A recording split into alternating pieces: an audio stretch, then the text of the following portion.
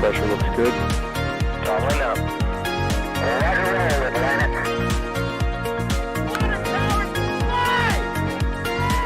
Flight downside of speed off.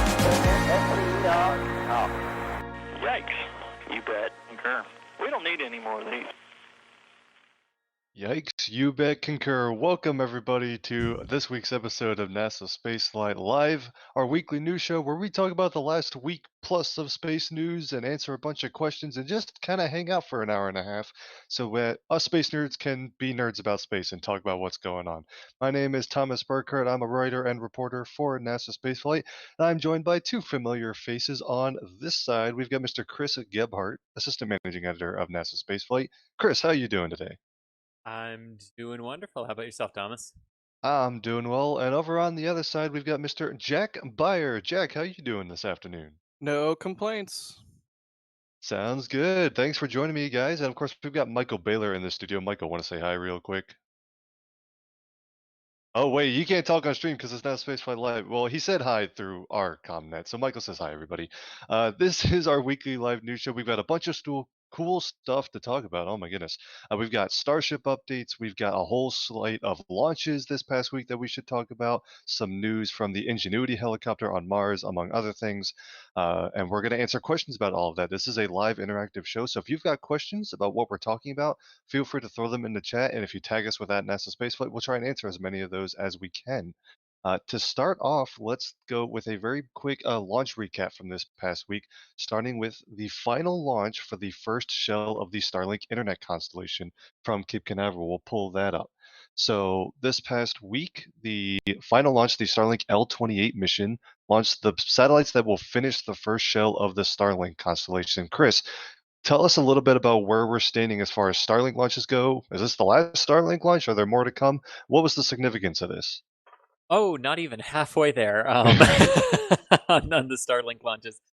So this put so prior to this liftoff, they were about 22-ish satellites shy of the 1584 that were needed to quote unquote complete the first orbital shell, one that they've been launching ever since November of 2019.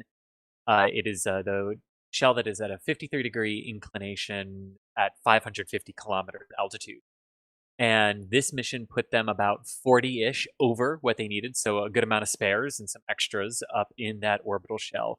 But it only brought that total number to, again, just about 40-ish over the 1584. So barely over, so into like the 1620 range, basically. That's up there right now. And the overall constellation that they've been approved for so far is 4,409. So not even halfway there. So what we will start to see now, though, is an anticipated overlap of missions of Starlink launching from both the East Coast here in Florida and, Jack, get ready for it, Vandenberg! Right? That makes me very happy. Yes, because a lot of the remaining Starlinks are going to be in polar orbits or high inclination orbits that are kind of difficult to reach from the Kennedy Space Center, even though we can do polar launches now. In order to do a polar launch or really anything above a 57-degree inclination out of the Kennedy Space Center or Cape Canaveral Space Force Station, you end up having to do dogleg maneuvers, either avoid the United States or avoid the Bahamas. And that creates a performance hit to your rocket, and we already know that the Falcon 9 going into a roughly 53-degree inclination orbit can barely take 60 of these satellites with it before it can't recover the second stage. So if you have to use more of that propellant to compensate for the orbit that you're going into, that would reduce the number of Starlinks, and in some cases could reduce it to an amount where it's just more efficient to put them on Falcon 9s and send them to Vandenberg, which is what they are doing now. So that's sort of where we stand, and we think we're going to start seeing those polar missions overlap with continued launches out of Florida, because another one of those shells is pretty much the same, but with slight tweaks. It's a 53.2 degree inclination instead of a 53 degree, and it's 540 kilometers instead of 500. Should see a nice balance between East Coast and West Coast operations here. I know Jack's looking forward to that. I know one item of interest for those Vandenberg launches is how they're going to land the first stages. People have been saying They've only got landing zone 4 out there right now. No drone ships on the West Coast, but we've got a shortfall of gravitas, which will show up eventually. And word on the street is that a shortfall of gravitas will take over for one of the ships here in Cape Canaveral. And of course, I Still Love You is expected to make the trip to the West Coast and enjoy a nice retirement life supporting Vandenberg launches in the calmer Pacific waters than the Atlantic waters. But I know Jack and Michael are both excited for the Vandenberg manifest to pick up. There's some other launches out there, Jack, too, right? There's some other non-Starlink missions on our radar for Vandenberg. Yeah, it's really exciting to see Vandenberg start to pick up the pace again after a significant lull, not just from SpaceX, but also from ULA, as ULA transitioned from what is it, Atlas Ops to Centaur Ops at Vandenberg. They're not doing a dual pad thing like they are at the Cape. So there's been a significant amount of time with Vandenberg just not launching anything. So, well, except for ICBM tests, of course, which there's like 4 a year, every year, no matter what, because you got to test your ICBMs. But it's not just launches, Thomas. It's also landings, because those Starlink boosters, when they land on whatever drone ship that we end up getting out here, finally again, because we used to have one. We were the first recovery side to have a net boat. I think Mr. Steven before it was named. Yeah. What did Mr. Steven change to? Miss Tree. Yes. So one of them. You have a 50-50 chance of being right, and I don't know. either way, we had a net boat, we had booster recovery ops down in Long Beach, and all kinds of good stuff like that. So I'm excited to see boosters come back in on a drone ship again and get to go out and shoot them being recovered at the port, because that is like one of the very first things in this whole entire space coverage that I did. I went down to the port of LA and saw, I think it was just read the instructions without the wings before they had even put the wings on it. So I'm just excited for booster recovery ops to come back to the West Coast in addition to launches. Very excited. Absolutely. We actually got a question coming in here. Rough Riders, thank you for the support here.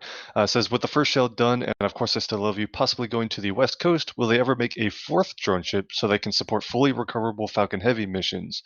So talking about not the 2 boosters RTLSing, returning to the launch site, and the center core landing on a drone ship, but 3 drone ship landings on a Falcon Heavy mission. Is that something in the cards? Whoever wants to take that first. Yeah, so that's sort of what we'd heard, but not being able to recover the first stage because you don't have a drone ship for it means it's already a really high energy mission, and if you're having to consume so much propellant in your side boosters that they can't RTLS, odds are you need just about all of the propellant in your center core at that point. And they haven't had a lot of luck getting the center cores back when they've drained the propellant out of them. I think what we might just see is, flip of the coin. If you got to get your boosters back, the side cores are going to be more important to you than the dedicated center core that you can't use for anything else, and you could just build another one. Yeah.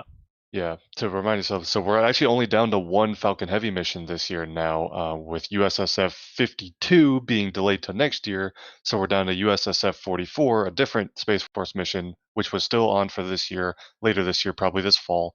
And that mission will have the 2 side boosters landing on, of course, I Still Love You, and Just Read the Instructions. I guess unless the shortfall of gravitas gets here, unless they do the rotation first. Regardless, 2 drone ship landings, and then the center core would actually go expendable. Luckily, the missions after that will go back to the profile we've seen a couple times already, which is the 2 side boosters returning to the launch site and a center core doing a drone ship landing. But that's kind of the plans for the next couple launches. No missions that have come up where we think they would need all 3 drone ships to do recovery efforts. It's kind of been either recover 2 of them and expend 1, or recover all of them. And then again, you mentioned with the first shell being done, if that's a factor, like Chris mentioned, the Starlink launch cadence is going to keep going. This month, we've got a couple launches that are not Starlink. We've got Cirrus 22 coming up this coming week. And then there is the SXM-8 mission and a GPS satellite. But after that, they're going to go right back to Starlink missions for the additional shells, which are kind of going to the same altitudes and orbits for the near future anyway. So we'll see those drone ships continuing to support a really high launch cadence, even though the first shell is complete. So they could bring a fourth drone ship in, but I think it would be more useful just to support even faster launch cadence instead of Falcon Heavy missions. But Yeah, a very good question. and it bears mentioning, I think, a little bit that unfortunately we exist in reality, and as much as I would like it to be the case where you can just snap your fingers and another drone ship is ready to go, Mhm. that sort of thing takes time and money. And if they did want to make another drone ship, that takes literal time and money. So it remains to be seen if they would do that, or like Chris said, just expand that center core and build another one and keep the side cores and call it a day. A question here in chat that I was going to say for the Starship segment, but I think it's relevant to what we're talking about right now, actually. Sebastian asking, what do you guys think the first payload for Starship will be? Starlink. Gee, what do you think it might be Starlink? I think mean- that's kind of our guess, right? Yeah, Starlink. That's what I'd say. Especially because that's an internal payload, so if the first payload mission for Starship doesn't go perfectly, you're only risking SpaceX's own spacecraft, and that's a lot better than risking a customer. You know what? Actually, hold up on that for a second. Okay. Are you thinking No. it's fuel? It's not going to be it's not going to be Starlink because starships can only launch from Boca Chica, and they can't. I don't know if they can get to the orbital inclinations need. They might be able to do the 70-degree orbital inclination by going southeast out of Boca, because you'd probably be high enough by the time you got to the Yucatan that the overflight would be allowed. Like you can overfly Cuba going south from Florida, but just stopping to think about the development of the program, the first payloads then what they might try to do is on-orbit refueling. Yeah, instead of Starlinks. I now change my answer to say that it's a technicality answer saying fuel, because it's, you could argue back and forth. Yeah. Is fuel a Whether you're payload? counting that as a payload or not, but yeah, I totally get it. But they do have that agreement with NASA, right, to do the Yes. on-orbit propellant transfer experiment, which would make me think, yeah, okay, whatever Starship they send up with extra fuel and then sloshing around how NASA wants, then yeah, I guess that would count as payload. I'll allow it. Yeah, and they're going to have to demonstrate this quickly, given what we now know from Biden administration's desire to keep 2024 as a goal if it can be done. So for the human lunar landing, so they're going to have to demonstrate and nail down on orbit refueling for that mission. So I think that's where they'll end up going. Slight counterpoint, could they do that refueling demonstration after a Starship deploys some Starlink satellites and then they refuel before it comes back? Like there could be a 2-in-1 thing, right? Yeah. I can see that. They could. I think what I would want to see before committing to that as my answer is any progress or work whatsoever on the cargo variant Alligator hinge and that whole system. Show me that they're working on that, and maybe there's a dual way they can do that. Because yes, if you can combine it, by all means combine it, because the rear end of Starship is identical no matter what the top is. It's really tempting for me to speculate, like, oh, that chomper door on the cargo Starship, that's pretty easy, right? It's not a fairing that has to separate. Like, no, I mean, but yeah, that's going to be something, probably a pretty big challenge that they're going to have to work on. And remember how difficult it was to design the payload bay doors for the orbiters because of how they would flex with the thermal energy and everything, and they still had to close and seal properly. Yeah, it's a not insignificant engineering feat, that door. Everyone watching, we're about 15 minutes into the show. You can check off shuttle reference from your bingo cards and we'll move right along. I mean, honestly, the fact that it took 15 minutes should negate the fact that they get the bingo card. One last question on Falcon 9's here because it's relevant. What mission will have the boosters come back to the launch site? I really want to see a booster land. So all of these Starlink missions and pretty much all of the recent missions have been using drone ship landings. What is the next mission we could expect a return to launch site, landing zones 1 or 2? Maybe. but I wouldn't count on it. But maybe Transporter 2 if the mass ended up working. But I think SpaceX has a desire that as much that is as much mass and volume space that they've got left over in that fairing, they're going to pack Starlinks onto those things and shoot them into the orbits, then necessitating a downrange drone ship landing in the Bahamas. So I don't know. Stay tuned. Yeah, if it's not Transporter, which I think I'm I agreeing don't with you, it think that probably it'll won't be. Yeah. There's a couple NRO missions for SpaceX that are going on Falcon 9s that are coming up sometime later this year. Again, they don't really get frequent updates on those launch targets. Those are usually going to just low Earth orbit, and so a lot of those missions end up being an RTLS capable mission. So that would if I had to bet, I would see whatever their next end roll that a Falcon 9 launches will end up being a return to launch site.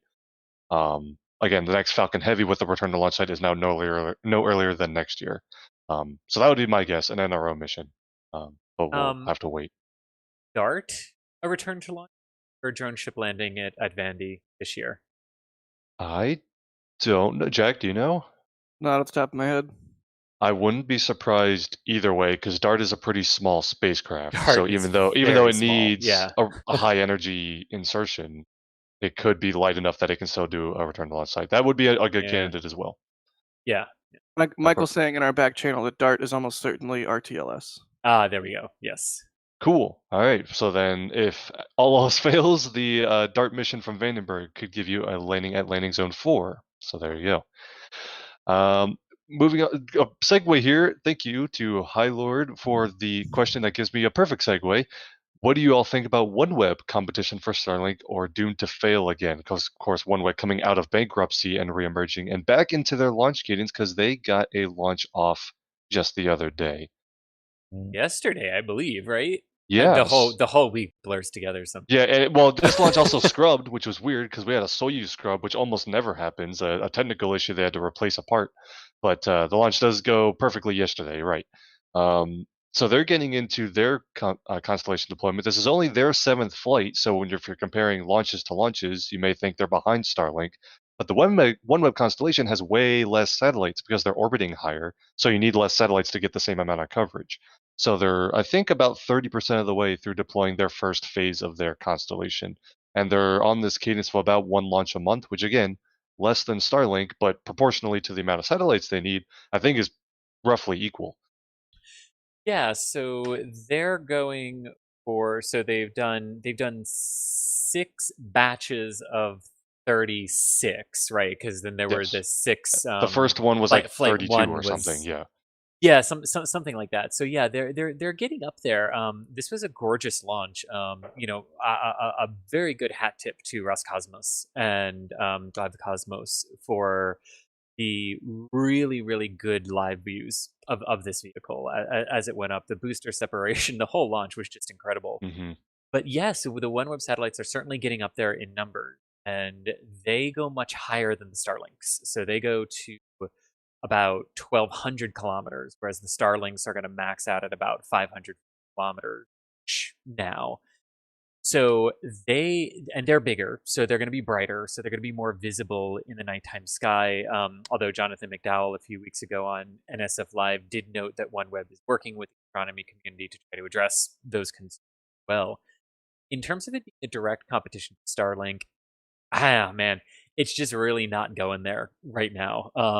That's what it started out as, but ever since the British government bought it, sort of what it's still going to this communications constellation, but they've got other ideas for how they might use it, because some of the implications for them leaving the European Union are they lose access to some of the European tracking systems and satellites and everything. So there's talk about maybe trying to do something with that.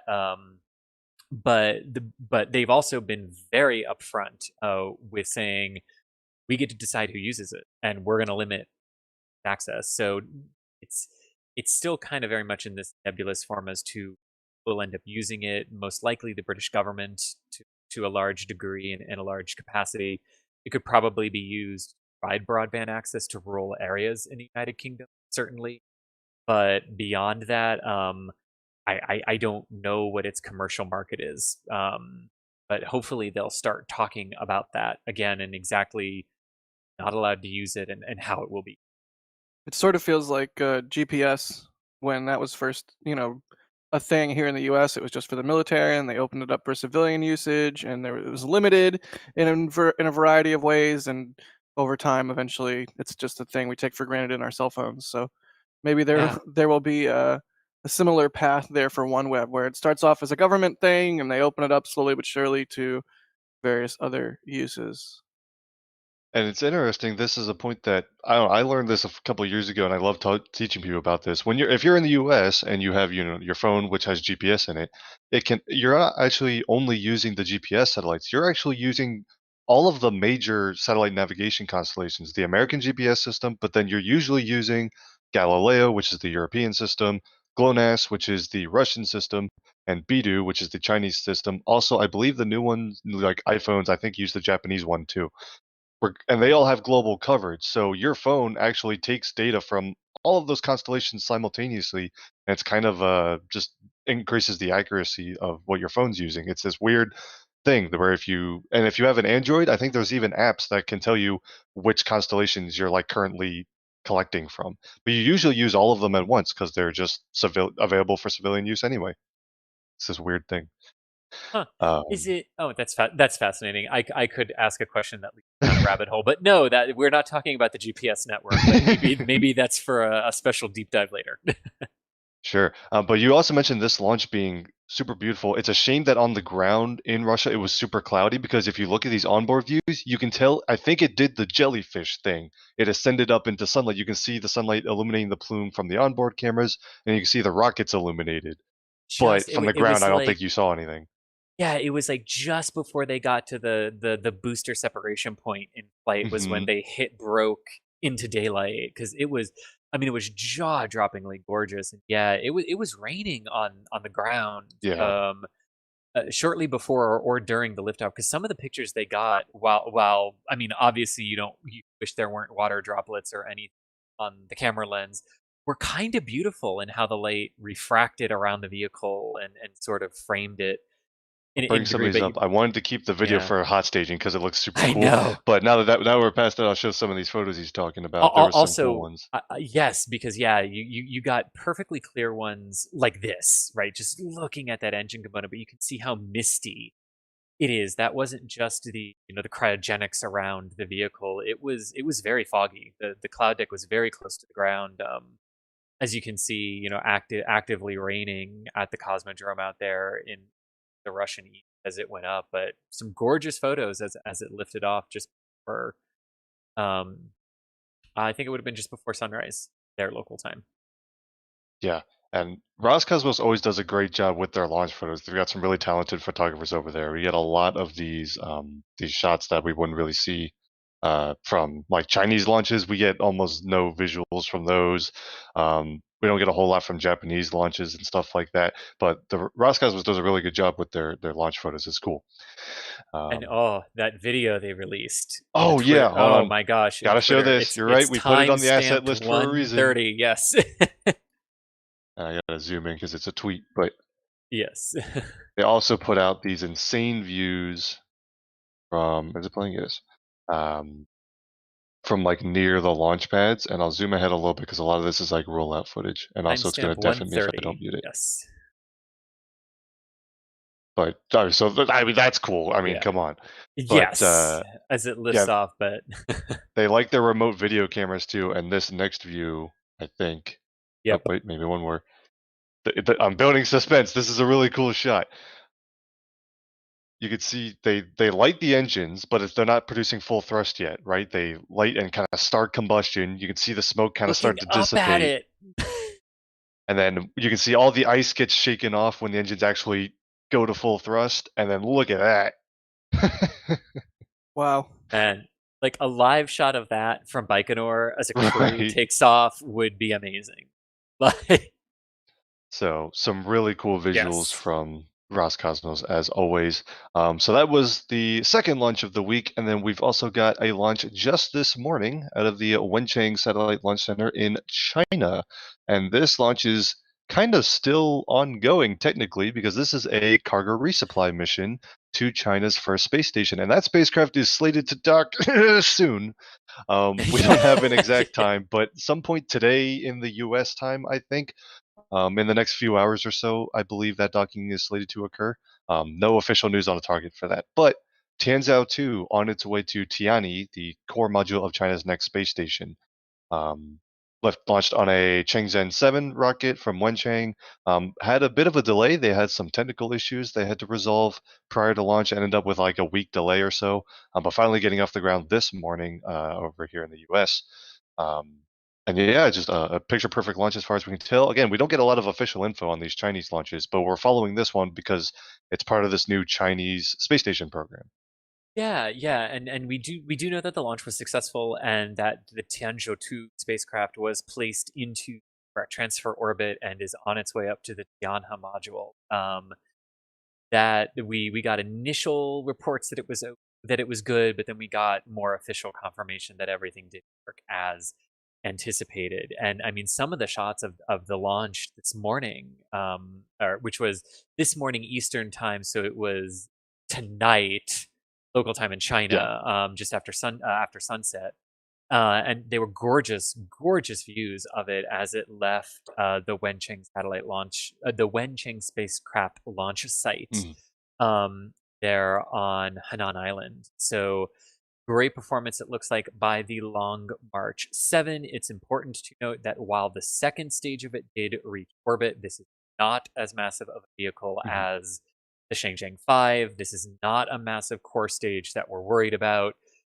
It's a much, much smaller second stage, much akin to what like the Atlas 5 or the Falcon 9 or the Soyuz has. Not a huge, gigantic booster. I know there was a lot of preemptive commentary on social media, but this is not a rocket that we are concerned about like we are the Shenzhou 5B.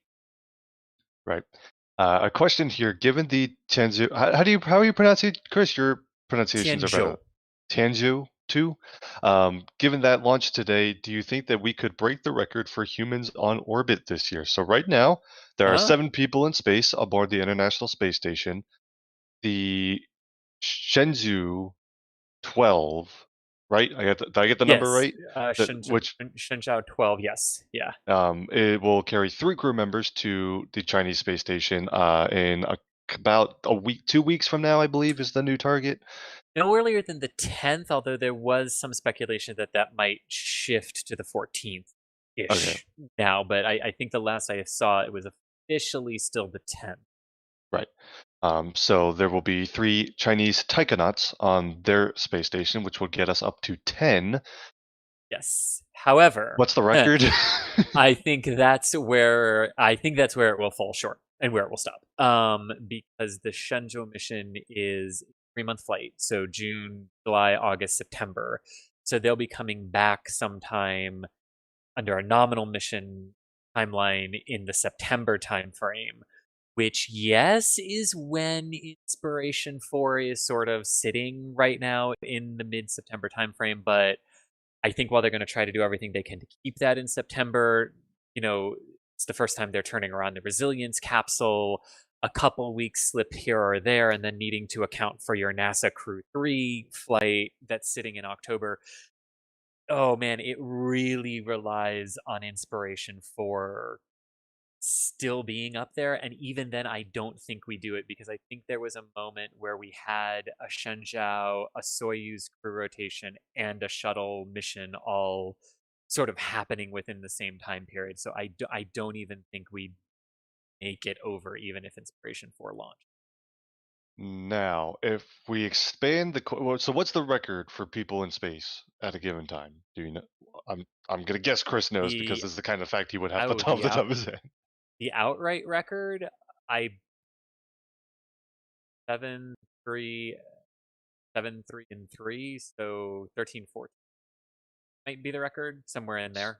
So, if while the Chinese crew is up there and we're up to 10 on orbit, New Shepard is slated to launch, I believe, 6 people on their first crewed New Shepard flight. So for like a couple minutes, would that get us up to 16 in space? Technically, it would by both the U.S. and the international definition, since New Shepard So does cross both the U.S. boundary and the Kármán line.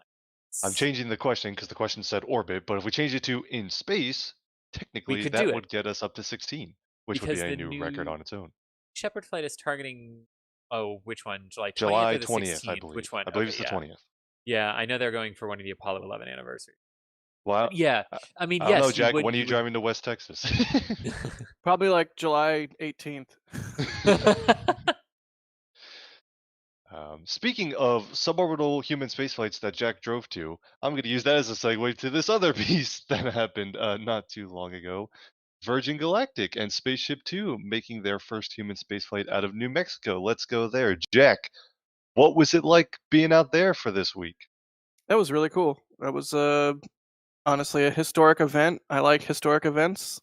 It was a milestone in test flight, both in Earth's atmosphere and out of it. And it's just really cool to see a space plane fly. I mean, you know I talk a lot of smack about the shuttle as much as I love it, but space planes are the coolest. They're the coolest type of rocket. Whether or not you want to argue that they're the most efficient or the most logical or yada yada yada, space planes are cool. So yeah, it was a really neat thing to see, and I'm glad the crew of spaceship or VSS Unity, did their jobs well and made it back to the ground safe. And more power to Virgin Galactic as they proceed through their test campaign.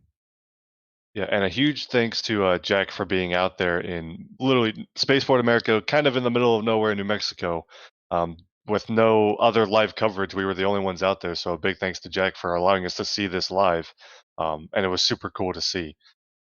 This uh, part specifically is crazy because the engine burned out, but you can still see the vehicle, and I couldn't see that with my naked eye. So that's why I stopped tracking it right there. But if I had just kept doing what I was doing, it would have stayed in the frame for even longer. But I just think it's so cool to see that vehicle burn out and then just start coasting continually upwards into the outer atmosphere and space. It's just so cool. And here's footage from Virgin Galactic themselves. What an image. I mean, what a video. So cool. The That's onboard absolute- views from these launches are always super cool. Yeah. I mean, you talk about like the majesty of like a space plane, of what that gives you over the durability of capsule designs, and I mean that's just. I mean, Yeah, it's like one of those things where we live in reality again.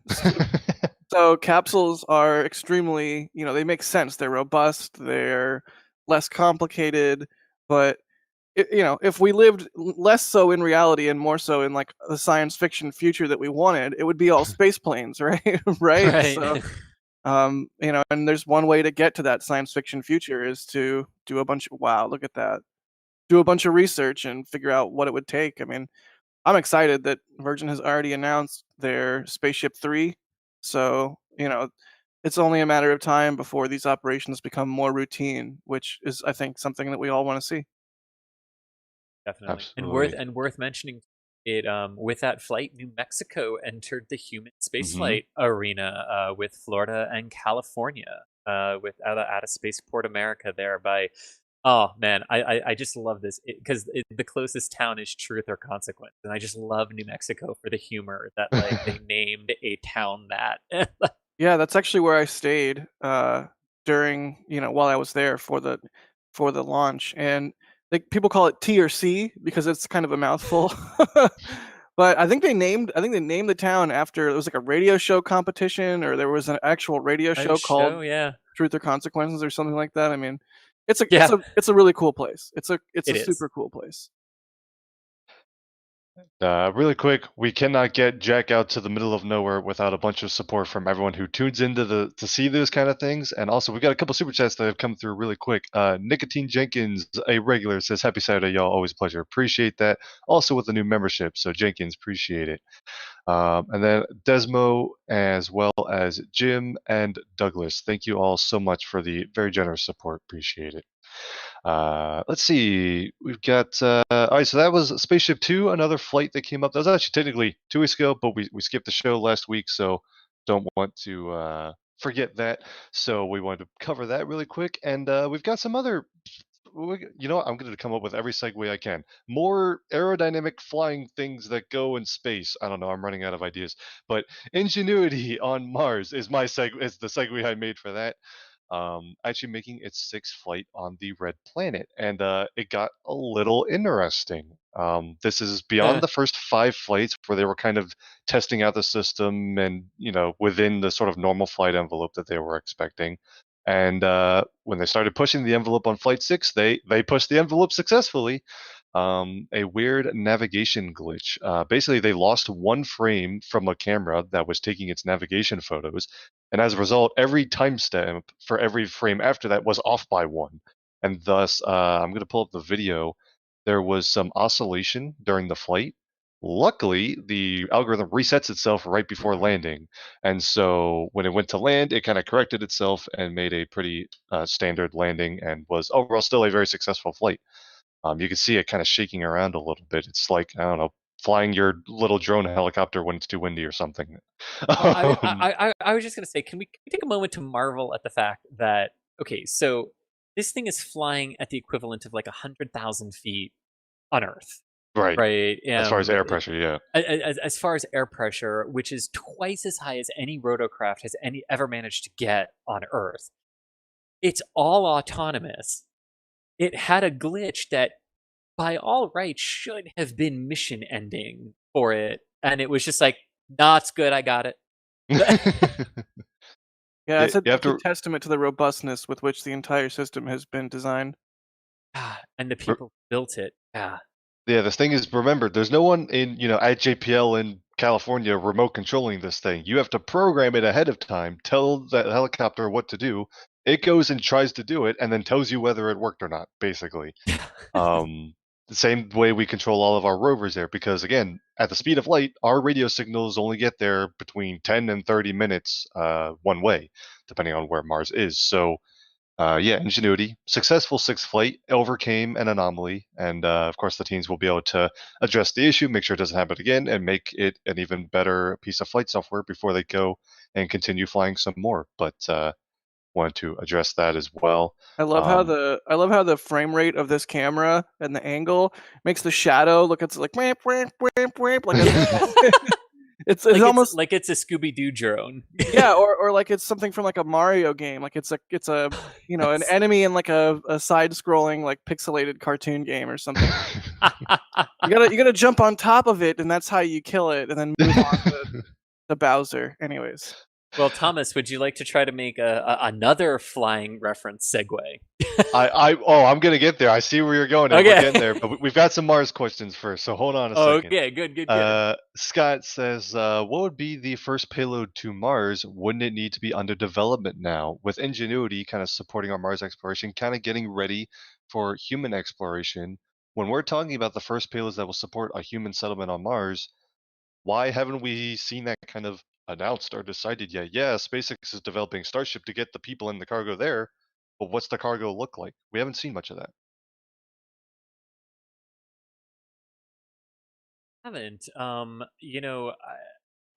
would assume that that's something they're going to have to start talking about soon. But I think there, especially for Mars, for potential places, but specifically to Mars, you're going to need equipment from the Boring Company for excavation, right? You're gonna, but that's like the eventual stuff, right? Like the raw materials to start building or outbuilding settlements are sort of afterward, because first and foremost, right, you're gonna want to position food, and you're gonna want to make sure that all of the things that the crew need, those settlers need when they get there, is already pre-positioned before you leave Earth, right? Because you really don't want to take the risk of all your provisions fail to land and the crew is a few days behind with nothing to do, right? So I think you're going to end up seeing the balancing act be, what does the crew need to just survive immediate, and then what's the stuff that we can send the next round, right? The next interplanetary. Yeah, At least fair. that's my thought on it. Yeah. Right. Yeah. No, I think I'm right there with you. Hagen with the wait, Hagen, aren't you? You're one of our writers in chat. What's up? Saying I'm just waiting for another photo of Percy from Ingenuity. The first photo was incredible. You know what? Can I? Can I Google this Oh, fast enough to find that photo? Because I know what he's yes. talking about. Yeah. When Ingenuity took the photo of Perseverance, yeah, the first time it wasn't a selfie. We were actually seeing the rover. Yeah, in its Uh, entirety was really awesome. I don't know, guys, Jack. What? Google Yeah. Images is failing me. If someone in the back channel has it, please send it.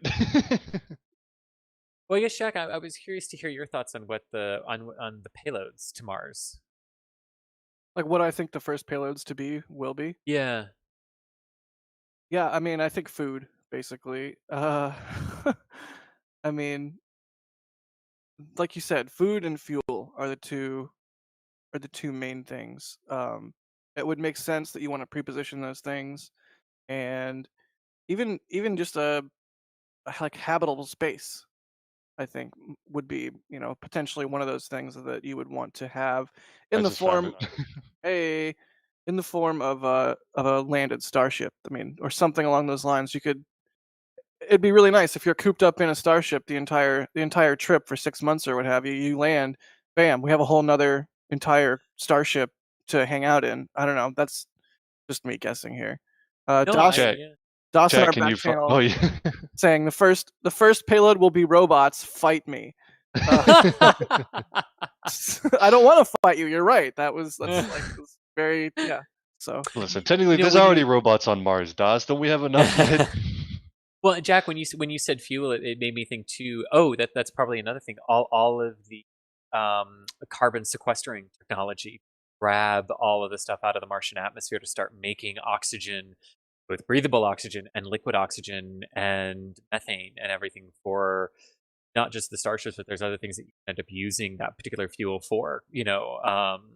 So yeah, I think also too probably a lot of solar panels. yeah, and I could even see a starship variant that is literally just a starship with a giant sabotee, whatever that word is, Mhm. reactor in there, and it's like Oh you don't even yeah. deploy a reactor setup to do that propellant manufacture. It's just a part of a landed starship that you don't ever intend to take back off the surface. It's just there ready to go. Really quick, I like that yeah. idea. Oh wait, Micah, if you bring that up, I wanted to point out because I know it's small in this image. I was leaving it up to see if anyone could find it. Perseverance is right there. This is a photo from Ingenuity, and oh, Wait, is my pen not showing up? no, I'm not Uh-oh, seeing it. did my telestration break? I Oh, I see it. I see it. I see it. It's Uh, up in the upper right-hand It's in the corner. very upper Yes. left of the photo. Thus, your telestration software is failing me. That's I don't because know why that didn't that's work. It's because top DOS left. art. It has to only be DOS art Only drawing on the DOS can do screens. DOS art, apparently. Yes. Oh man, I guess I got to work on that. But oh, actually, I know exactly why it isn't working, and I have to fix it for next time. But yeah, there's Perseverance from Ingenuity. That's the photo that Hagen was talking about. Wanted to show that on screen. But yes, as Chris mentioned, I have another segue to other aerodynamic flying things that have to do with space. Unfortunately, this is like way less exciting news and more kind of sad and slash angry news. There's hopefully good news that could come out of it, though. So this is in Baikonur, Kazakhstan. If you don't know what you're looking at, this is one of the Buran space shuttles, one of the Soviet version of the American space shuttle, basically. And there was a bunch of different vehicles built. Only one ever flew to space and back on an uncrewed test flight.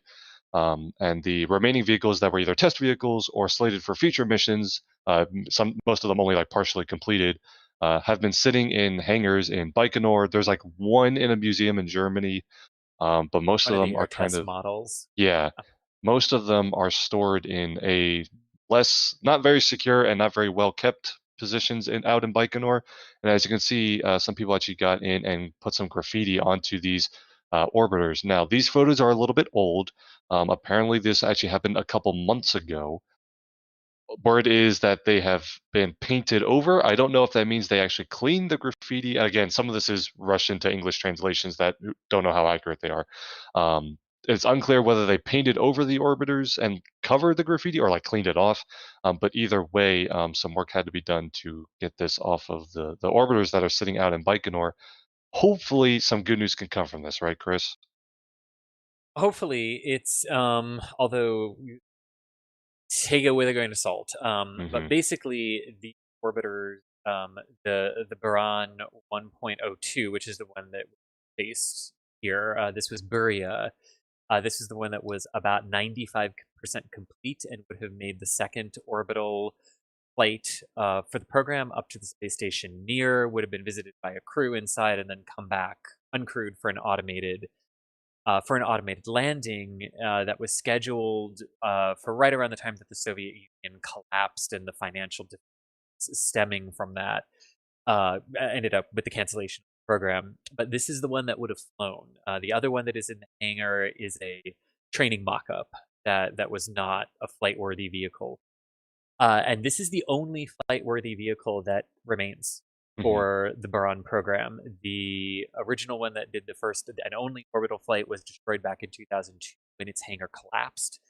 So this is the only one left, and it's really renewed calls and attention to getting them into museums to protect them.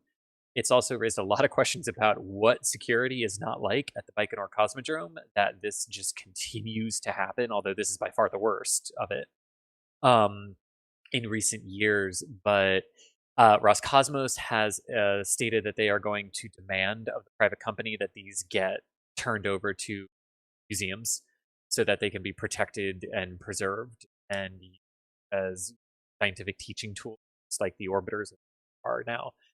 However, the tricky part is that they are owned by a private Kazakh company, and a recent court ruling affirmed that it is that private company that uses them or owns them. So exactly what kind of force Roscosmos can exert here is not really known, but they plan to bring it up with both the Kazakh government and the private. That something's got to change. Yeah, Buran is something super interesting to learn about. Kind of stemmed from this United States developing a space shuttle. Soviets kind of try to copy it, but it's different. Ended up kind of being better in some ways, but then I'm not gonna hear that. Shuttle is superior to Buran. We're moving on. I completely agree. I said in some ways, overall, can't argue that shuttle isn't better. I'm looking at you, Crispy. But you know, hopefully some good can come from this, and we can get some more Burans in museums, because that would be super cool. Look up the farewell dossier. We supplied the Russians surreptitiously with purposefully cruddy schematics for them to steal and copy, which the Buran was made. It's a thing. It's totally a thing. I will hear none of this slander against the space shuttle. Anyways, moving on. Farewell dossier. Look it up. It is actually really cool, and you should look it up. But anyway, I'm gonna move on. All right, what kind of segue can I make for this? This is moving on from human vandalism of space things to natural vandalism of space things. I don't know. Does this count as vandalism? Does this count? I know what's in our document. Oh, okay, yes, okay. Well, that could still be human vandalism of it, because we don't know. All right, you did go on a spacewalk though. It would have been a lot harder to hide it. Yeah, this is Canadarm too. This is got hit by a piece of micrometeoroid orbiting debris. That is the hole that it put in one of the thermal blankets on one of the arms. It thankfully missed all of the sensitive wirings and everything inside, and the arm is totally fine. But that does underscore the environment that the International Space Station is in, and how serious this type of stuff is, because we can track things that are it's about 10 centimeters. Is what we can track, but a thing that could put a hole that size in Canadarm is less than 10 centimeters. And yeah, it happened. Thankfully, like I said, the arm is fine, but it does sort of underscore when we talk about cleaning up the low Earth orbit environment and not purposefully adding to the environment. Right. A few meters to the left or the right, and that could have hit one of the micrometeoroid shields on Destiny or Harmony or Zvezda or Zarya. I just realized, I didn't realize where they had gotten this photo from. Very top, and again, I can't use the telestration software because I have it set up wrong, but very top left of this photo, is that Dragon Endeavor? That is Dragon Endeavor. That's Dragon Endeavor, right? Okay, cool. So Make sure I wasn't seeing things. Yeah, this would be from Cupola that they took the photo. Luckily, nothing came from it. One question I was getting on social media when this happened, talking about if Canadarm had broken from this or from anything else, how would they launch a replacement? Most of the cargo vehicles use Canadarm to berth to the space station. So if Canadarm's not working, you'd be limited to Cargo Dragon 2, which docks No. itself. Yeah. But then you'd have to put it in the trunk, which means probably heavily modifying it to fit in the trunk because Canadarm's huge. And then you'd have to go out on a spacewalk to go get it out of the trunk. Is that kind of the option they'd have? So there would be a couple different options that they could use, but the most likely one, it would take a while if it was like we needed a complete new. I mean, it would take a while. There are some spares that are still on the ground that they could use. It would certainly take EVAs or spacewalks to do the repair of it, but you would likely launch the segment, and again, depending on how you had to do this, you would either launch the segment, most likely be contracting with Northrop Grumman for an unpressurized Cygnus vehicle, which is technically part of the CRS-2 cargo offering, or you would be going to JAXA because the HTVX also has a external cargo pallet component, and you would be asking you would be going there if you're replacing a large arm segment. And then you would either need an EVA to go out and uninstall it, or again, this depends on how you were doing. If you could also take that opportunity to send up a couple of new end effectors, you could walk the new one off of whatever pallet it's launched on, and it would just grab onto one of its grappling locations on the station's truss structure, and then walk itself off, which is kind of how we did it when we delivered it. Originally, it went up on a pallet inside Endeavor's payload bay, and then they attached the pallet to the outside of the space station, and then the robotic arm walked itself off onto the station. So there we go. Luckily, none of that will be necessary. Hopefully, isn't after this strike. Canadarm alive and well after 'tis but a scratch from the micrometeorite debris. Yes. But I think we have gotten to the point where we talk about that shiny rocket down in Texas. I guess there's this thing in Texas where a lot of people like to ask about. Our question queue is literally full of Starship questions, so I think it's time we about get to it. Let's Shiny talk rocket about the. good. Yeah, Shiny Rocket is indeed good. I think we'll give a brief update of what the latest is, and then we'll dive right into Q&A. Right here, of course, all the videos and pictures that I'm about to show you is from Boca Chica gal married down in Boca Chica for NASASpaceflight. Couldn't do any of this without her. And we've got SN16 kind of hiding in the high bay there, and SN15 being rolled back to the production site in the background. Looks like neither of these ships will end up flying. SN15 was back at the launch site, but then got rolled back, which is not a great sign as far as preparing to launch it again. SN15 stuck the landing last time, and it looks like we know anytime they want to conduct a launch operation, they have to stop working at the orbital launch site and getting ready for their orbital attempt. So, because of that, I think it makes a lot of sense for them to say, all right, the next step is orbital launch. Focus all efforts on getting the launch pad ready to support that. Any differing opinion? Anything? Could we see anything from SN15 or 16 before they get ready for an orbital launch attempt? Hard to say. I mean, the plans in Boca notoriously change very frequently. So 16 could be rolled out next week. It could stay in the high bay for weeks. It's hard to really say. I mean, I'm not quite sure what 16's fate is at this point, or 15 for that matter. It does kind of seem like they might have paused 17. Or I'm not even sure what's going on with 17 at this point. So definitely, very visibly, a shift in priorities at the launch and build sites to now, like you said, working on that orbital facility. Wow, look at that. Oh gosh. Mary killing it as always. Yeah, I was just going to bring this up, and when you bring up such a good visual, you interrupt the entire conversation. My apologies. No worries. Yeah, the other thing going on, and I'll actually bring up the video for this, is getting ready for those orbital launches. And This is sort of just the latest Boca Chica video. I'll let it roll in the background. But this has got a whole bunch of video from stacking this orbital launch tower. I'll show the picture quick. Right now, they're up to 3 sections stacked. If you include the one that was like built directly onto the base, didn't have to be stacked, so it's the third, but also the second something Starlink naming convention. But they're a little less than halfway to the total height of the orbital launch tower, and wouldn't be surprised if that goes up pretty quickly. We'll keep an eye out, and you guys have been liking all the live coverage of those stacking up, so I think we'll keep those coming too. Especially because there's no flights happening, so we might as well stream something from Boca Chica. But SpaceX working on that. Also, they're chasing these cryo shells around, and they are rolling some other things around. What exactly am I looking at right now? Because that's not a Starship, and it's not a GSE tank. It looks different.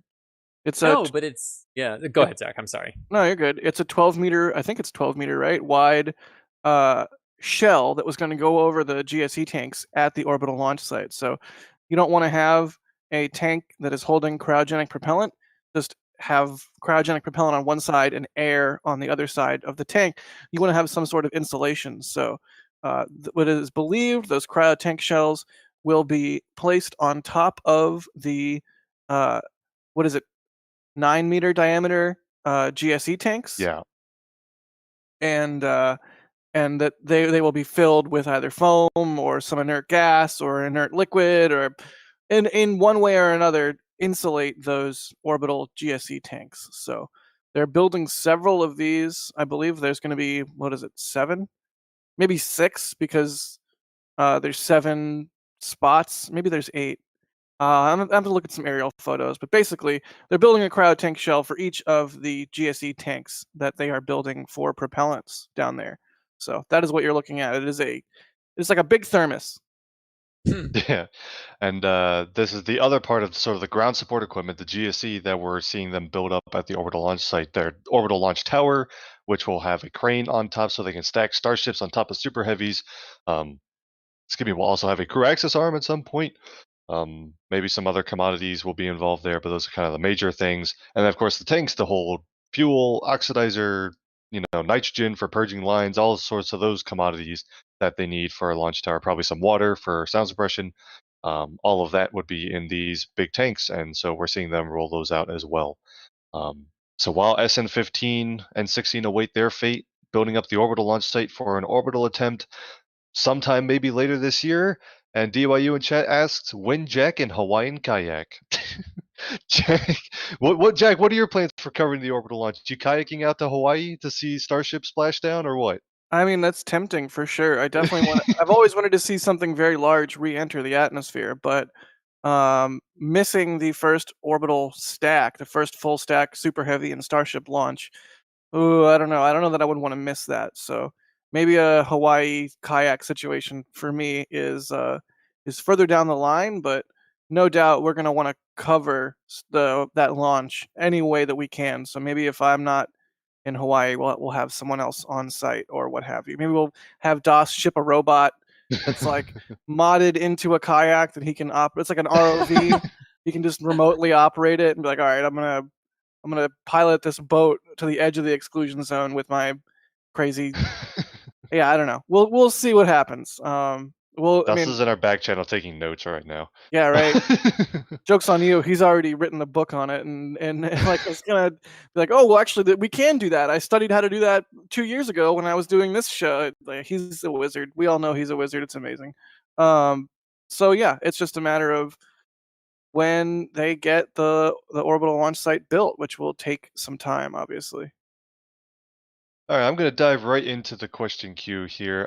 We've got one from Pierre saying, do you think the Starship could work as a lander/satellite bus for science missions to the outer solar system, talking about Saturn, Jupiter, their moons, etc.? I think the answer is yes. I think Starship's designed to go pretty much anywhere in the solar system. Could operate as an orbiter, could operate as a lander. Keep in mind, it's designed to land both in and out of atmospheres, such as Moon and Mars for sure. So regardless of the atmosphere of the body you're trying to land in, Starship should be capable of that. Sufficient orbital refueling would be required before the transfer burn. But I don't know, if you land on Titan, you can refuel and come back probably. There's a lot of methane on Titan. Don't know if are there resources to get liquid oxygen on Titan? Maybe if you get from the Yeah, ground yeah. somewhere. Well, yeah, pulling it out of the atmosphere. Yeah, Yeah. yeah. So I would say yes. I don't know. Could we see as a orbiter? I'm trying The, to, sa- obviously a lander, yeah, but the satellite bus is the interesting part of this, and one thing that I've been interested in terms of the design, because it's got that huge clamshell alligator mouth that opens, and that could expose quite a few experiments and sensors and everything. If it's an orbital mission looking down at a planetary body or a moon or something like that. So I'm interested in what uses we can think of for Starship, because if the system is around as cheap as we think it's going to be, right? It's significantly cheaper than the Falcon 9, especially if it's reusable. It not only opens up the possibility of building larger satellites and flinging them out to the outer solar system, but potentially the ship itself as the satellite, if the design permits. And that's where I'm very interested to see where those design trade-offs end up lying, because if the ship itself is the satellite, then you don't have to have a 100-ton satellite that you're trying to get somewhere, or up mhm. to a 100-ton satellite. Your ship is your satellite. That would be a pretty cool design if it can be made to work with the experiments and everything. Yeah. Let me see. Talking about some of the mission capabilities for Starship, we mentioned earlier that orbital inclinations from Boca Chica could have an effect on which Starlink shells Starship could help deploy. Leo asking how much will launching from Boca Chica limit Starship's missions? Do we know in general what kind of inclination ranges are we looking at from Boca? Well, that's the interesting thing, because original documents that we saw sort of had two routes, right? One that went between Florida and Cuba through the Florida Straits and then out over the Caribbean that way. And then there was one that hooked further south and sort of went between the Yucatan and Cuba and off to the south, which would seemingly indicate that the inclinations are very limited out of Boca Chica, right? That this is more suited for equatorial flights, which is exactly what Starship would need if you're trying to send things to other destinations in the Right. solar system and things like that. But I think very crucial, that was before the US reopened the southern polar route out of Florida, Mm, which allows any vehicle with an automated flight termination system, per the last update that the 45th provided, to go south out of the Cape and perform a dogleg maneuver, basically thread between the Bahamas and the Floridian Peninsula, and then while your stage is still firing, you're going over Cuba, but you're on your second stage. Most of the danger is done with it. Now, how comfortable they could get with that, because it would be a similar, if not a little bit longer, journey from, if you drew the line on the ground and measured it in kilometers, it would be a little bit longer if you tried to go south from Boca Chica before you would get to the Mexican coastline. But Starship is also a lot bigger and is a massive second stage. So I think it's going to end up depending on how comfortable the FAA and the regulatory agencies in both the United States and Mexico get with the idea of a massive vehicle like that overflying them if it wanted to get to polar orbits. And it's not going north out of Boca Chica, I can tell you that, because there's no way it's overflying Texas, Louisiana, Mississippi, and Alabama. No right. way that's happening. Yeah. And you wouldn't need to, because they're also going to have a launch site at the Kennedy Space Center in Florida, which can handle a lot of the northeastern trajectories. You're also going Exactly. to eventually be adding sea launch platforms, which you can move wherever and pretty much get any Mhm. inclination you need.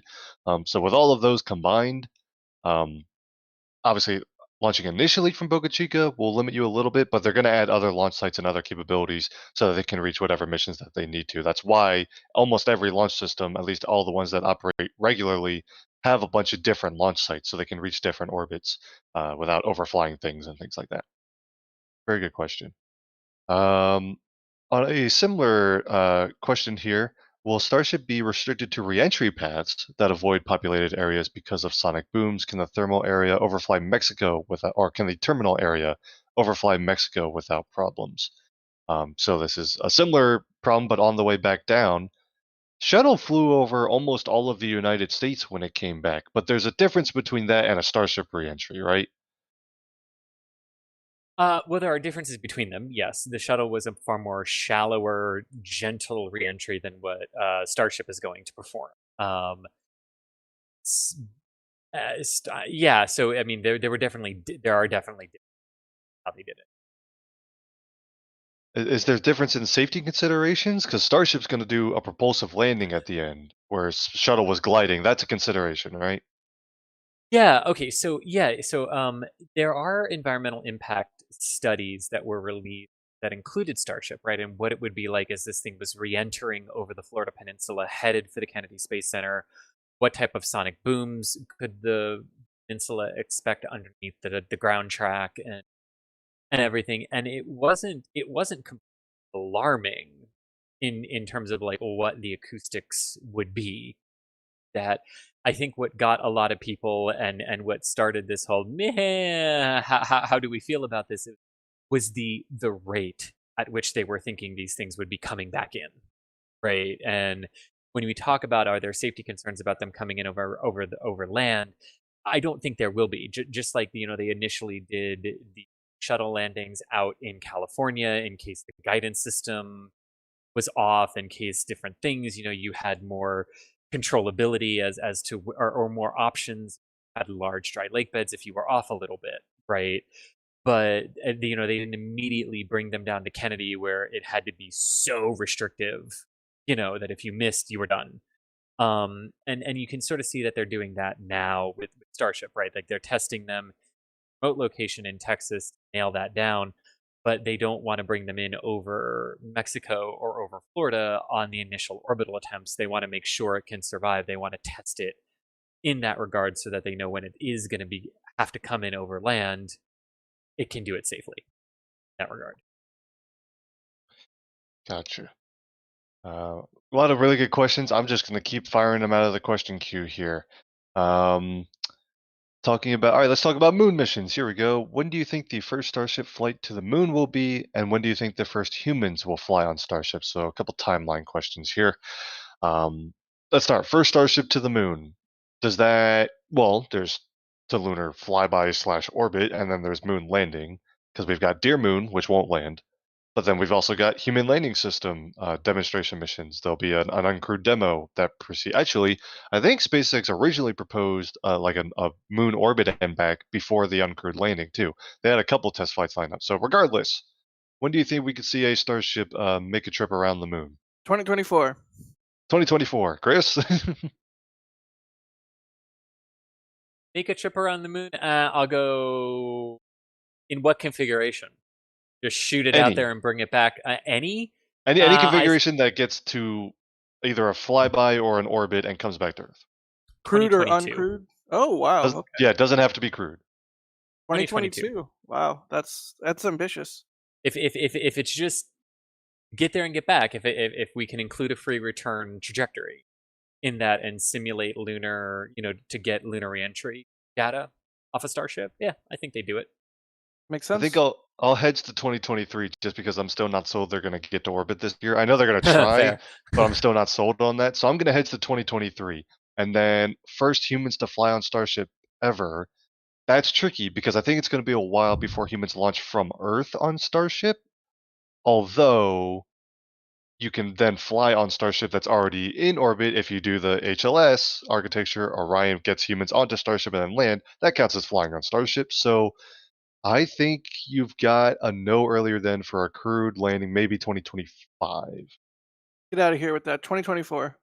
I know. I'm being a little pessimistic. I know the target's 2024.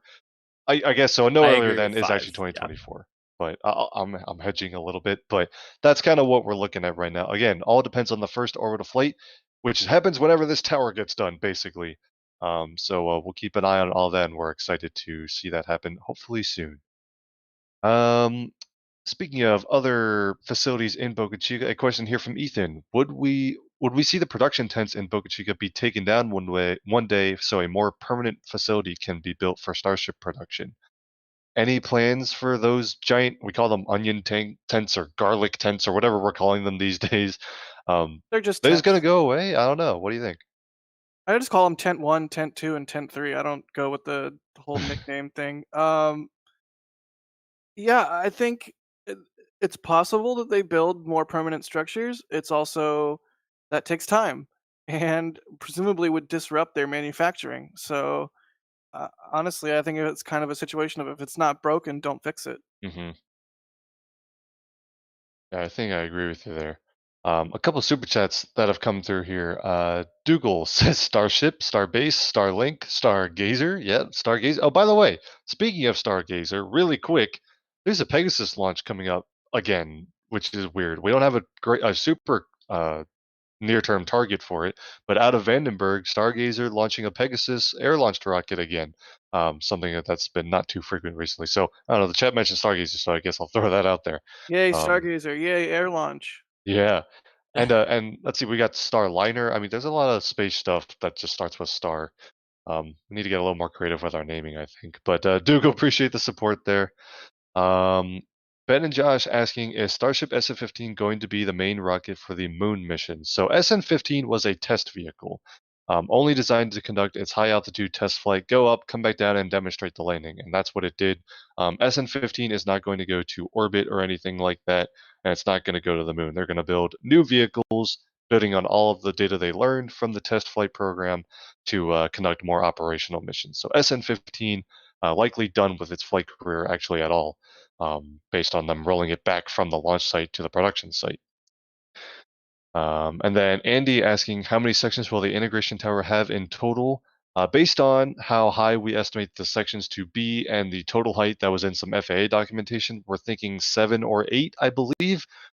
We can't tell exactly for sure based on how they break up the sections. So 7 or 8-ish. And again, they've kind of got 3 stacked already, so a little less than halfway there. More questions. On the topic of reaching different orbital inclinations, a question, can orbital refueling fix that problem? So if you're launched to a limited inclination from Boca Chica, for example, could you go refuel Starship and then conduct a plane change maneuver? Is that feasible? With enough propellant, you bet. Now, it takes a lot. Right.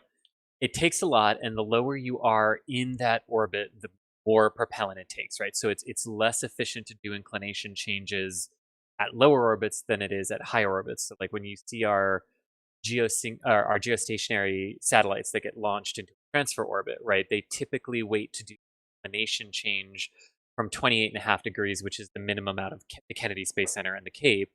They typically wait to do that inclination change down to 0 until they're up at apogee, which is anywhere between 22,000 and 35,000 kilometers, because it's more efficient to do it farther away from the planet with less mass. So, but yes, with enough propellant, anything's possible. Absolutely. With enough propellant, anything's possible. That needs to be on a t-shirt. Um, Please not. That's not one you can get through airport security wearing. Let's not do that. A question here: how many GSE ground support equipment tanks will there be in total? We mentioned that earlier. We think 7 or 8-ish, right? We have to check on that, but around that, and that's for the Around there, yeah, yeah. and that's for the first orbital launch site, or is that for both? Because they're building 2 eventually. The plans say there will be eventually 2 orbital launch mounts and orbital launch towers, kind of right next to one another. I don't know if that means 2 tank farms or if the one farm will be enough to support both.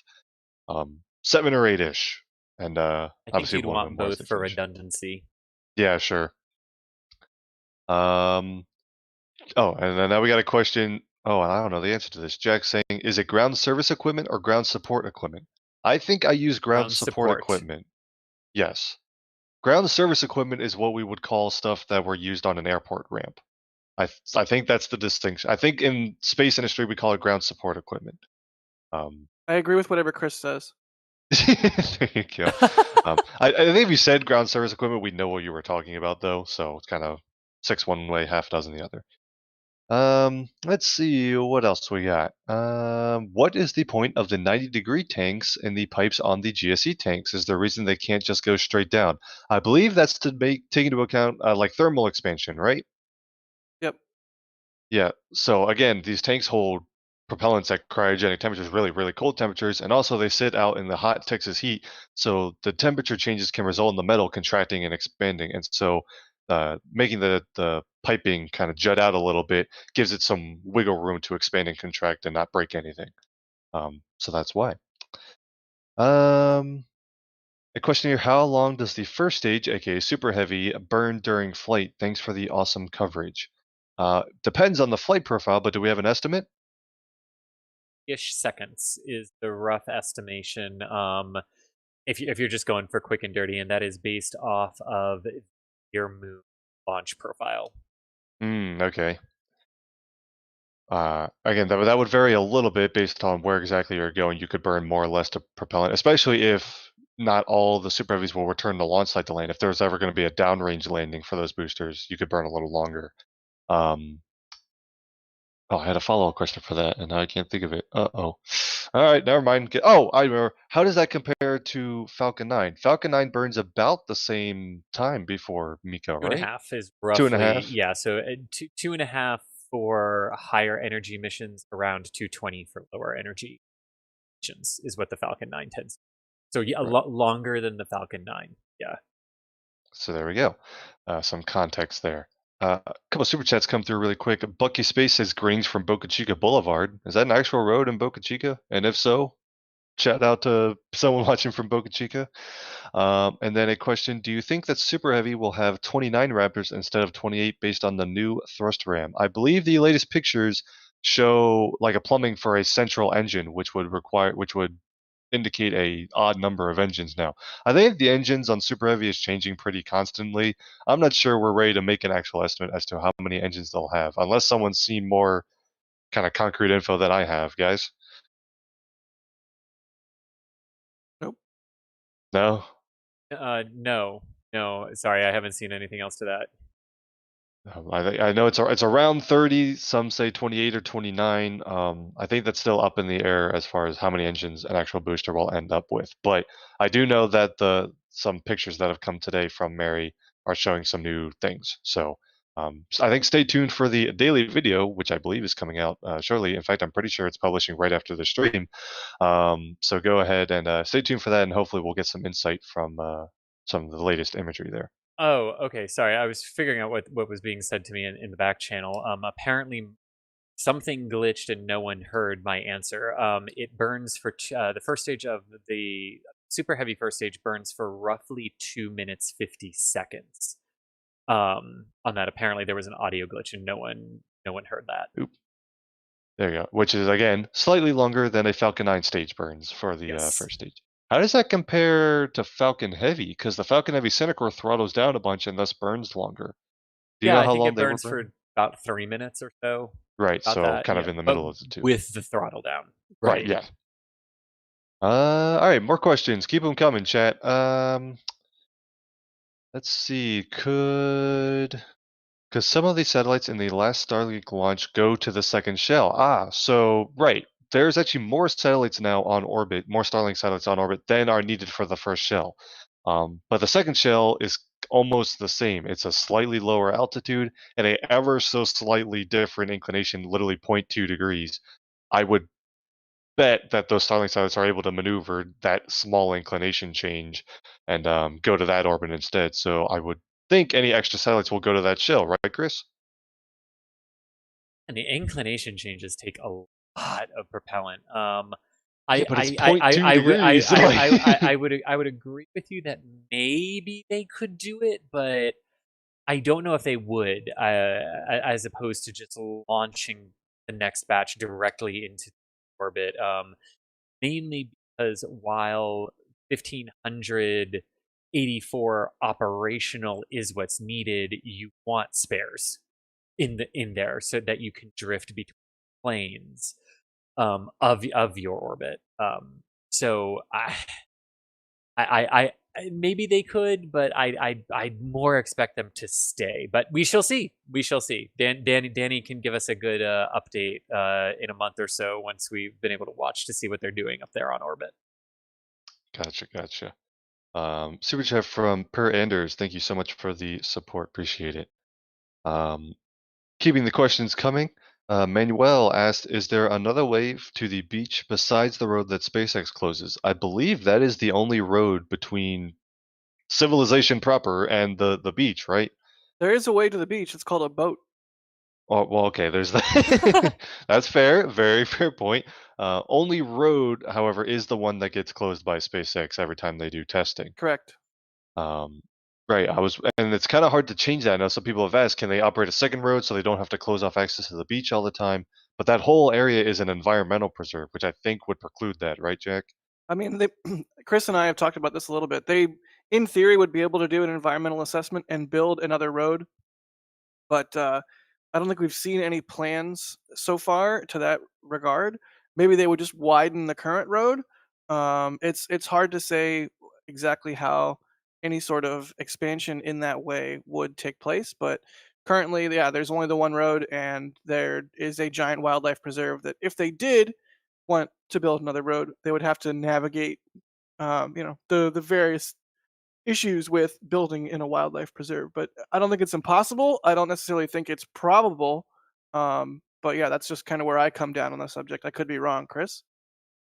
I'm kind of with you on that. I don't know if it would be in their benefit to build another one, because that's then another security access point that you have to pay attention to on launch day, and that you have to devote resources versus one. And SpaceX has been really sort of forthcoming that like they want a city to be developed around this. So it wouldn't make sense to me that you would seek to necessarily limit access to, but I think them incorporating into a city, what you might see is them maybe will maybe divert where the beach is that people go to, so that it's not cutting people off from beach access, but they can close down that area to test when they need to by providing another beach point a little bit further south. Gotcha. That's Sure. just I'm a probably guess saying too. gotcha. That's Yeah. This is all speculation banner. We need one on screen. I keep saying gotcha. I need to come up with a new phrase. Although I feel like Das does that too, and he gets away with it. So, um, Kayla asked, how many Raptors will be on the first orbital flight? Good question. We don't even know if Starship could have vacuum Raptors, or if it won't be ready, they'll go like purely sea level Raptors, even though there's an efficiency hit. Um, in theory, if you're going with the nominal configuration, you'd have 3 sea level and 3 vacuum on Starship, and then again, Super Heavy will have 28 to 30 or something like that. So that's an approximate number, but I don't think we have any exact plans as far as how many engines will be on that Super Heavy booster, or what the Starship configuration will be on SN20, the first orbital Starship. So we're standing by for more official info on that, but that's the approximation. Didn't SpaceX post a photo of a vacuum Raptor like months ago at this point? Right, it's yeah. been a while, but again, we also saw Raptors way before they were ever ready to fly on a Starship vehicle, like the normal ones. So we know they're working on vacuum, but I don't know how close they're going to be ready for flight readiness. For sure, for sure. I just wanted to, remind viewers in case they had missed that they are working on the vacuum Raptors, and it has been presumably quite a while that they've been working on those. So I wouldn't really be shocked if the first orbital flight had vacuum Raptors on Starship. I also Hmm. wouldn't be shocked if it didn't, because you're you're risking those Raptors Right. when you launch them on a test flight, and Raptors, I think at this point, are sort of important to not lose. But who knows? Maybe there's some data that would make them want to risk them on an orbital flight. But Raptor engines, I mean, I think we've even seen them in photos from it's Gary, right? The Yes. NSF member who flies over the engine test site and then posts the photos on. I think they're on L2, right? Yep, and we put some on articles, and we've actually seen. I was going to mention Raptor Vac serial number 2 was spotted, giant number 2 on the engine bell. So we know they've gotten at least 2 through McGregor. But obviously that's not enough for those are test engines, and they're not going to be enough for a flight yet anyway. But they are progressing there. Um, Yeah, and the other part of that you mentioned, you're risking Raptors every time they do these flights. That could have been another consideration when considering whether to fly SN15 again. Because if the SN15 flight doesn't go well, the 3 Raptors on board are now lost, and they might be wanting to instead, the Raptors being in good shape, take them off SN15 and put them on either SN20 or the first Super Heavy that flies to orbit, whether that's BN3 or Booster 2 or whatever Elon's going to tweet and call it next. But they could be saving Raptors that way too. So that's a good shout.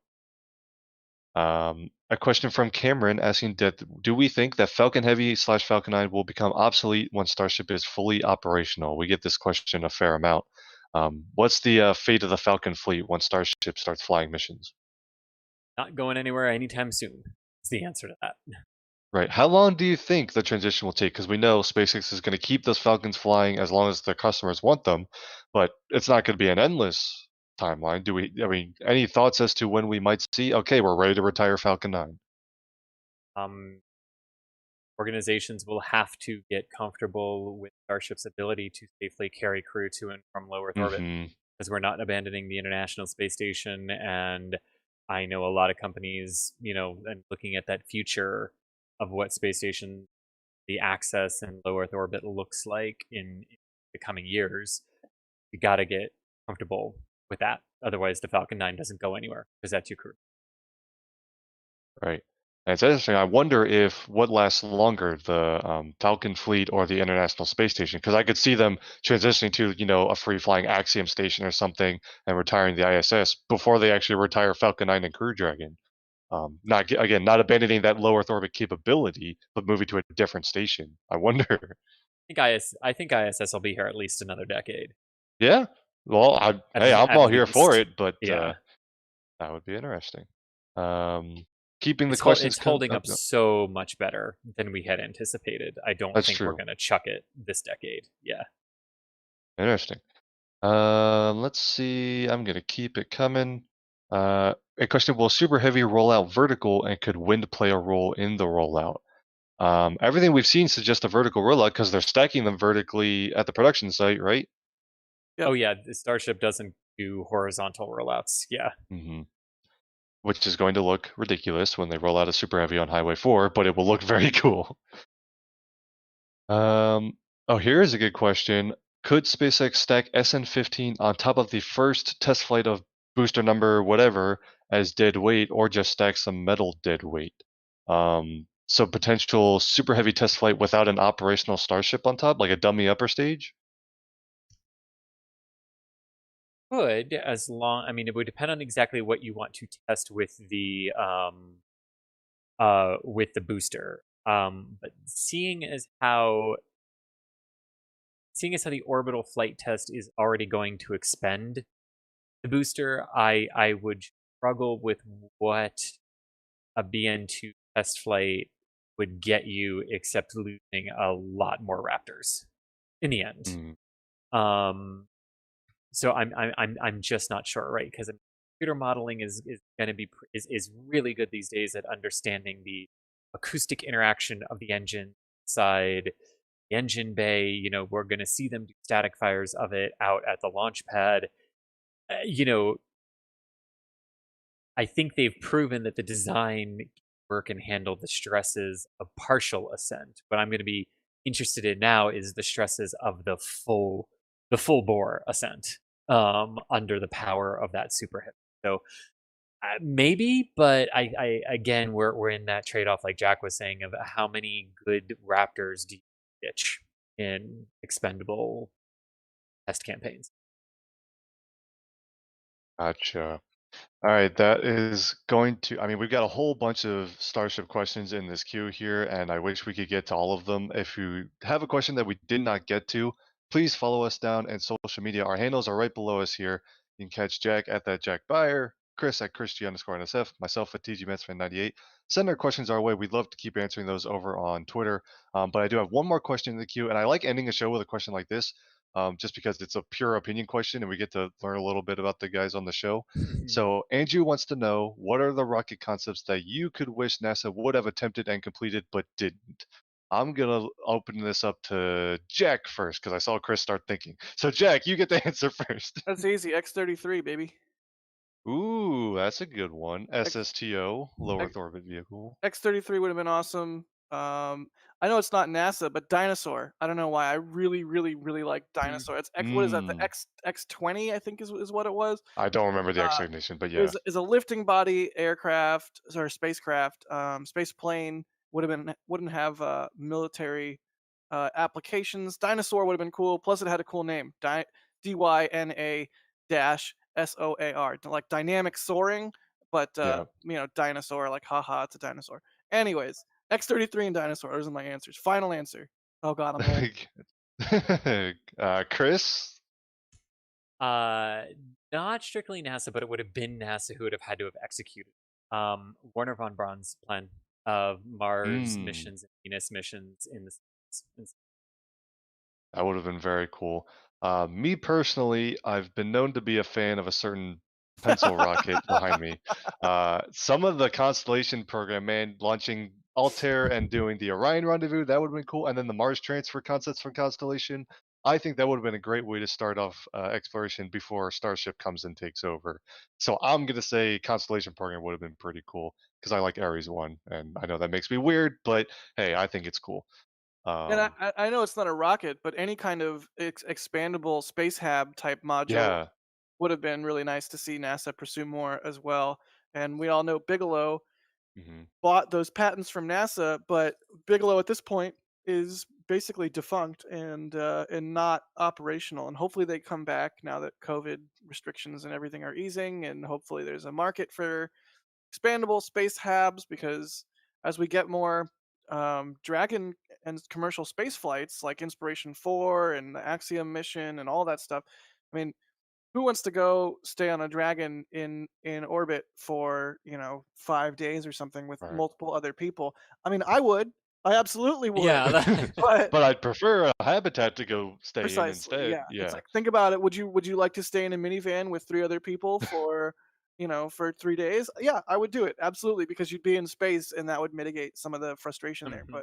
But having a large habitable volume in orbit would be amazing, and hopefully if we don't get Bigelow style expandable modules, we'll at least get large internal volumes from Starship Mhm. whenever that becomes a thing.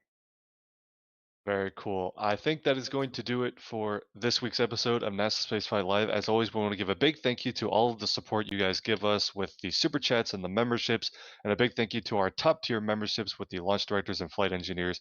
Couldn't do any of what we do without all of your support, whether it's NSF Live or other live streams or the daily videos and the written news coverage over on NASASpaceflight.com. Thank you all so much for the support there. But again, that's going to do it for this week. Chris, thank you so much for joining us. And Jack, thank you so much as always. Yeah, no Always a problem. pleasure having you guys on. Shuttle better than Buran. Don't at me. No disagreements here. And always a big thank you to Michael back in the studio for helping produce everything. And thank you everyone so much for watching. I can't tease too much, but all I'm going to say is next week's NSF Live is going to be pretty cool as well. And I think you guys should be there. So until next time, Thomas Burkhardt and the NASA Spaceflight crew signing off. Thanks.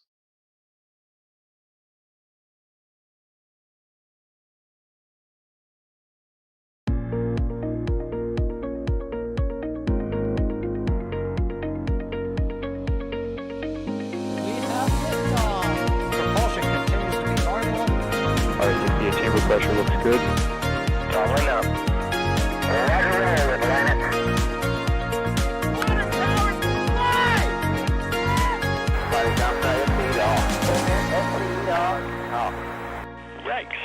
You bet. Concur. We don't need any more of these.